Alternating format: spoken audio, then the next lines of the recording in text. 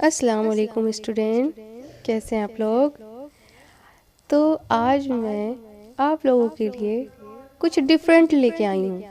अब आप लोग सोच रहे होंगे कि क्या डिफरेंट है, क्या बात है।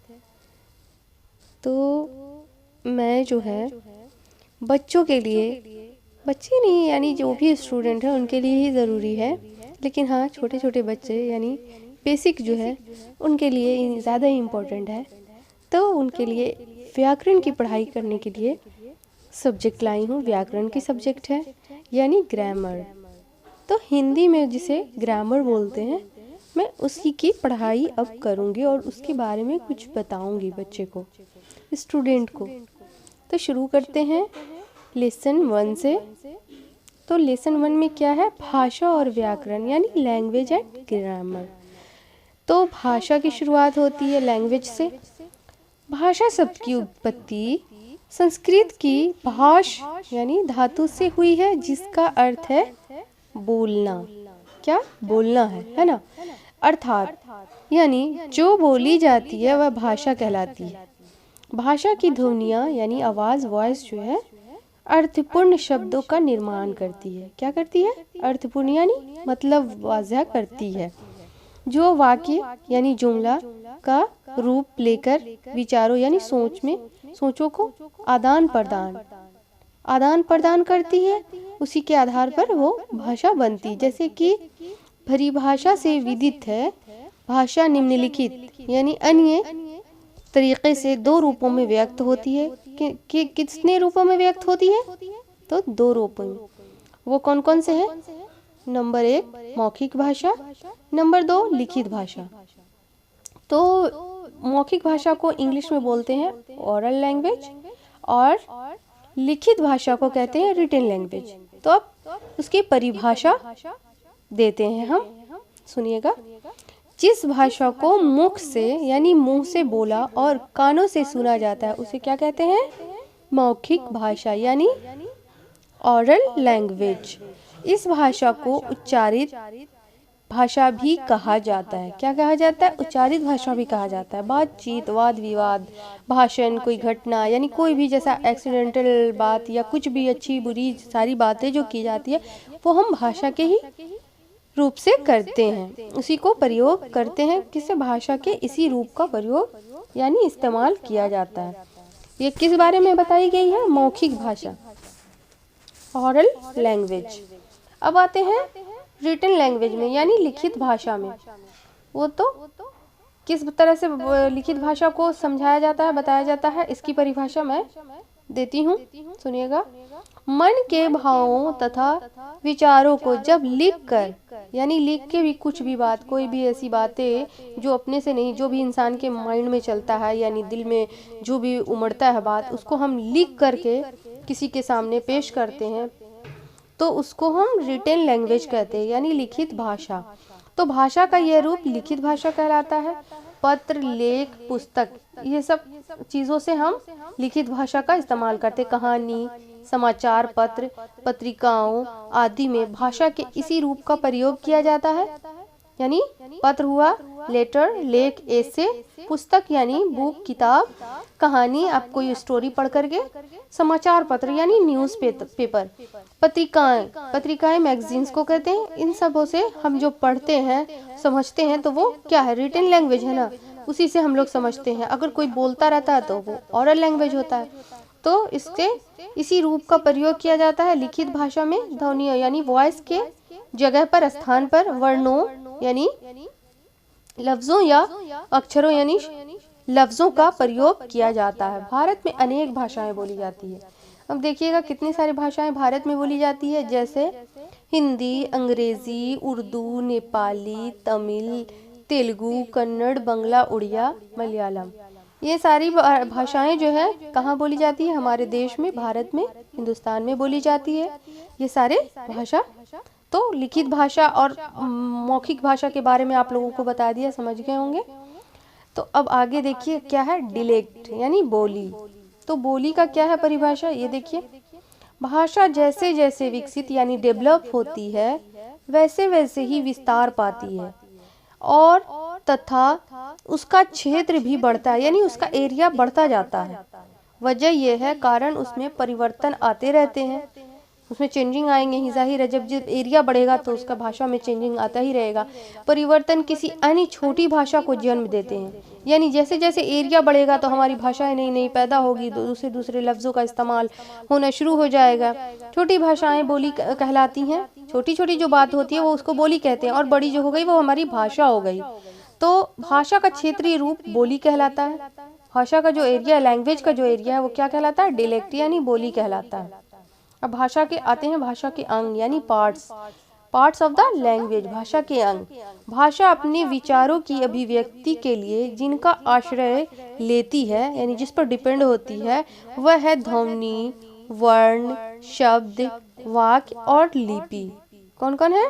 ध्वनि यानी वॉइस, वर्ण जो होता है स्वर वर्ण और वोवेल स्वर वर्ण और व्यंजन वर्ण जिसे कहते हैं ना वो, फिर शब्द यानी लफ्ज, वाक्य जो जिसे जुमला कहते हैं, और लिपि स्क्रिप्ट जो कहते हैं। तो ये जो बोली इसको ज़बान कहते हैं, ये भाषा के अंग कहलाते हैं।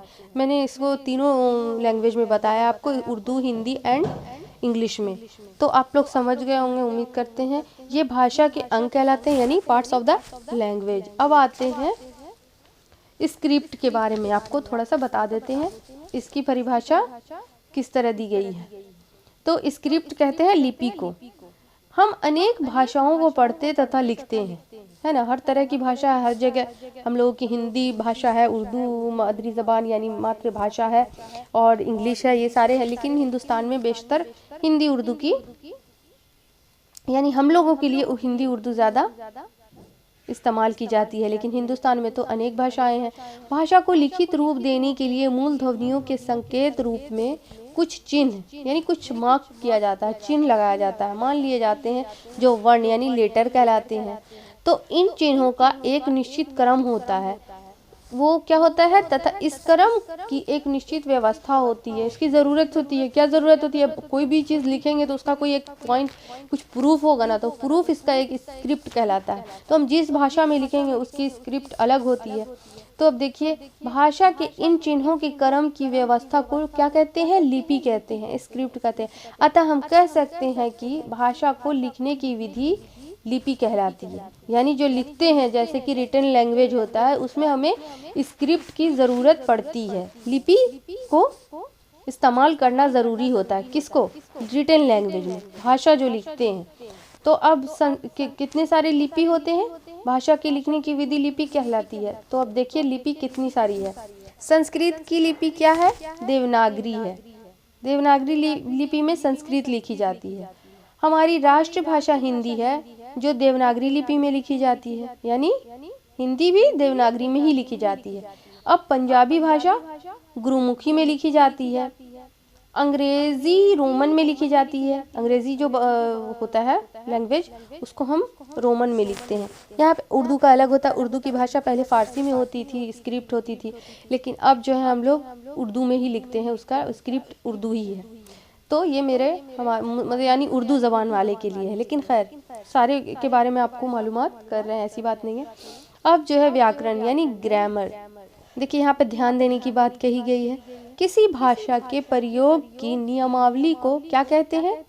व्याकरण कहते हैं। नियम यानी हर चीज़ का एक रूल होता है, रेगुलेशन होता है। तो उसी तरह से भाषा की इस्तेमाल करने का भी तो एक नियम होता है, तो इसी नियम को क्या कहते हैं? व्याकरण कहते हैं। अब हिंदी में व्याकरण कहलाती है, उर्दू में कवायद, इंग्लिश में ग्रामर। तो ये ज़रूरी होता है, ये मतलब बेस होता है। इसके बिना हिंदी, उर्दू या इंग्लिश अधूरा है, इसे जानना हर हाल में ज़रूरी है।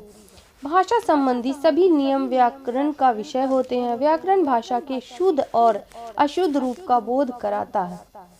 अब देखिए इसकी परिभाषा क्या है? व्याकरण वह शास्त्र है, यानी वह खंडा है, वह शय है जिसके द्वारा भाषा के नियमों और व्यवस्थाओं का ज्ञान प्राप्त होता है, यानी रूल रेगुलेशन की जानकारी आपको हासिल होती है, कि क्या ज़रूरतें होती है। अब जो है उदाहरण देखिए, यानी एग्जाम्पल। अब मसलन देखिए, राम पढ़ती है, तो राम पढ़ती है, ये क्या वाक्य है, इसको समझने की कोशिश कीजिए। वाक्य अशुद्ध है, क्योंकि कर्ता पुल्लिंग है और उनके अनुरूप क्रिया पढ़ता है प्रयुक्त नहीं है, यानी पढ़ता है जो कर्ता लिखा गया है वो राम जो है कर्ता है, तो कर्ता तो पुरुष जाति का बोध कर रहा है, तो यहाँ पढ़ती है तो ये तो इनकरेक्ट हो गया, प्रयुक्त नहीं हुई। यह क्रिया का रूप पुल्लिंग न होने के कारण वाक्य अशुद्ध हो गया है।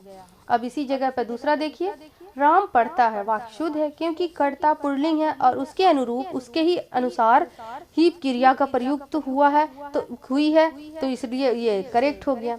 अब ध्यान देने वाली बात क्या है, आए व्याकरण के अंग, पार्ट्स ऑफ ग्रामर। तो ग्रामर जो है व्याकरण का संबंध यानी ग्रामर का रिलेशन लैंग्वेज से है, यानी भाषा से है। भाषा के संपूर्ण यानी पूरे रूप को वाक्यों के माध्यम से प्रकट किया जाता है, यानी पेश किया जाता है। वाक्यों की रचना शब्दों से होती है और शब्द वर्णों के योग यानी उसके लायक से बनते हैं। इस प्रकार किसी भी भाषा यानी किसी भी लैंग्वेज की जानकारी यानी ज्ञान प्राप्त करने के लिए उसके शब्दों तथा वाक्यों पर विचार किया जाता है, यानी उस पर सोचा जाता है, उस पर अमल किया जाता है। इस दृष्टि से व्याकरण के 3 अंग माने जाते हैं। देखिए अब इस दृष्टि से व्याकरण के कितने अंग माने जाते हैं, 3 अंग। कौन कौन है अंग देखिएगा। नंबर 1 वर्ण विचार, फोनोलॉजी, इंग्लिश में उसको फोनोलॉजी कहते हैं।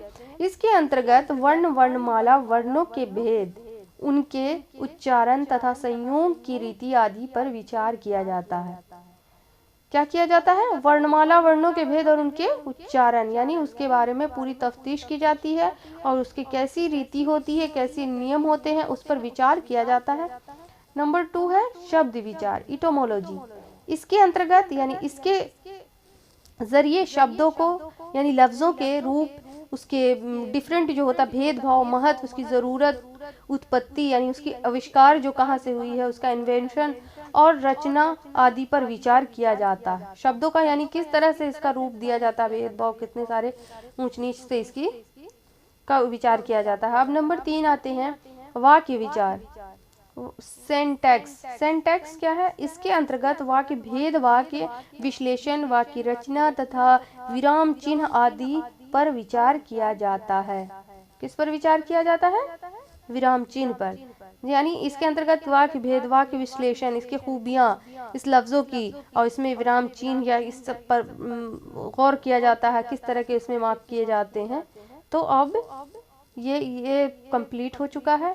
अब आगे जो है क्वेश्चन एंड आंसर है, तो उसके बारे में मुकम्मल नेक्स्ट वीडियो में इसको करेंगे। तब तक के लिए अल्लाह हाफिज़। इंशाअल्लाह पूरी तरीके से ग्रामर की जानकारी आप लोगों को फराहम करेंगे।